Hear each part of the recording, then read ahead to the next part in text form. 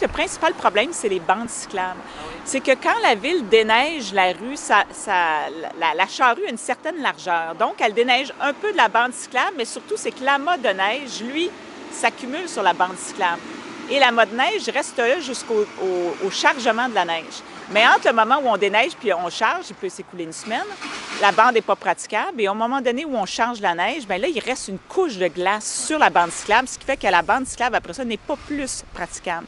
Donc, dans les faits, il va falloir qu'on accorde une attention particulière aux bandes cyclables. Alors, est-ce que ça veut dire qu'une fois que la charrue a passé, de passer une deuxième petite chenillette de trottoir qui pousserait la neige encore plus vers les voitures, ce serait une option. Donc, ça, c'est des techniques qu'on doit raffiner. Ça ne veut pas dire qu'il faut déneiger puis mettre passer la souffleuse tout de suite, mais ça veut dire qu'il faut quand même raffiner nos techniques de déneigement.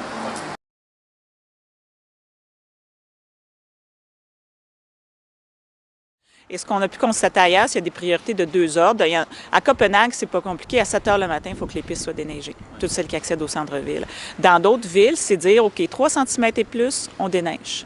5 cm et plus, on déneige. Mais il faut aussi prioriser. Voici les pistes importantes qu'on doit dégager, priorité 1. Voici des pistes secondaires qu'on doit dégager, mais dans un deuxième temps, supposons dans un délai de 72 heures. Et voici un réseau qu'on ne déneigera pas. Donc, quand il n'y a pas de neige, il va être accessible, mais quand il y aura de la neige, ce réseau-là ne sera pas accessible. C'est ça l'ordre des priorités. Et ça aide beaucoup à être efficace, dans le fond, à avoir un bon réseau.